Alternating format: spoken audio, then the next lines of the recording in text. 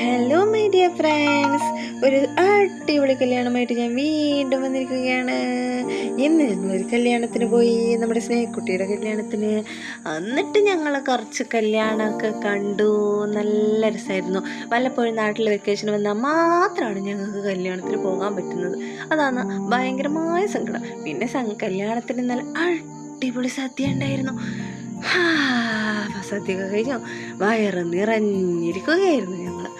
പിന്നെ കല്യാണമൊക്കെ കഴിഞ്ഞ് ഞങ്ങൾ വിചാരിച്ചു വൈകുന്നേരം ഒന്ന് കറങ്ങാൻ പോയാലോ എന്ന് വിചാരിച്ച് ഞങ്ങളെല്ലാവരും കൂടി വലിയ പറമ്പ് ബീച്ചിൽ പോയി.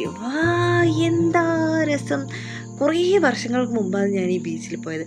അന്ന് ഇതുപോലെയൊന്നും ആയിരുന്നില്ല. ഇപ്പം ഭയങ്കര മാറി, നല്ല രസമായിരുന്നു കേട്ടോ. നല്ല സൂപ്പർ, ഭയങ്കര എന്താണ് പറയുക, എനിക്കെന്താ പറയണ്ടതെന്ന് കിട്ടുന്നില്ല. പിന്നെ ഞങ്ങളുടെ കൂടെ കുറേ ആളുകളെ കണ്ടു. ഇതൊക്കെ ആരാന്നറിയോ? ഇതൊക്കെ ചേട്ടൻ്റെ കസിൻസാണ്. സത്യം പറഞ്ഞാൽ കല്യാണം കഴിഞ്ഞ് 12 വർഷമായെങ്കിലും ഞങ്ങൾ ഈ കസിൻസൊക്കെ ആയിട്ട് ഒരിക്കലും ഞങ്ങൾക്ക് ഇങ്ങനെ എൻജോയ് ചെയ്യാൻ ഇതുവരെയായും പറ്റിയിട്ടുണ്ടായിരുന്നില്ല. ഇന്നാണ് അതിനൊരു അവസരം വന്നത്. ചേട്ടൻ്റെ കുറേ പെങ്ങന്മാരുണ്ട്, അവരുടെ മക്കളും ഒക്കെ ആയിട്ട് നല്ല അടിപൊളിയായിരുന്നു. സത്യം പറഞ്ഞാൽ ഞങ്ങൾ ശരിക്കും എൻജോയ് ചെയ്തെന്ന് തന്നെ പറയാം. അപ്പം അങ്ങനെ അവരൊക്കെ ആയിട്ട് ഞങ്ങളിങ്ങനെ അടിച്ച് പൊളിച്ച് അവിടെ ബീച്ചിലൊക്കെ ഇരുന്ന് ഇതൊരു പെങ്ങള്, ഇതൊരു പെങ്ങള്, ഇത് വേറൊരു പെങ്ങള്, ഇത് പെങ്ങളല്ല മക്കളെ, ഇത് ചേട്ടൻ്റെ ഭാര്യ, വേറെ ഉണ്ടായിരുന്നല്ലോ, അവന്മാരൊക്കെ ഇവിടെ പോയി. അങ്ങനെ എല്ലാവരും കൂടി നമ്മൾ അടിച്ച് പൊളിച്ച് ആഘോഷമാക്കി ഇരുന്നു.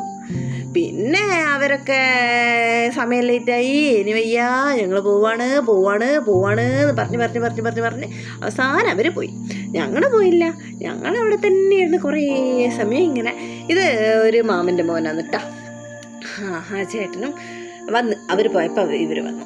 എന്നിട്ട് പിള്ളേരൊക്കെ പുഴയിലൊക്കെ തിരിഞ്ഞ് മറിഞ്ഞ് ബീച്ച് പോയവരെ പറയണ്ടല്ലോ. പിന്നെ പ്രത്യേകിച്ച് നല്ല അടിപൊളിയായിരുന്നു കേട്ടോ. ബീച്ചും ആ ഒരു ഫുൾ വൈബും ഒക്കെ ആയിട്ട് അടിപൊളിയായിരുന്നു.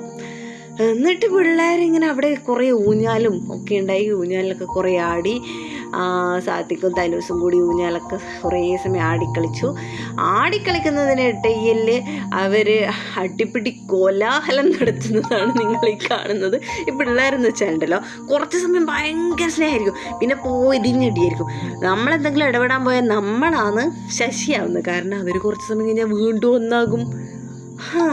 അതാ പറയുന്നത്, പിള്ളേർ കാര്യത്തിൽ ഇടപെടാൻ പാടില്ല. അപ്പം അത്രയൊക്കെ ഉള്ളൂ. പിന്നെ കൈ കിടക്കൊക്കെ തിന്നു. അപ്പം അത്രയേ ഉള്ളൂ. ബൈ.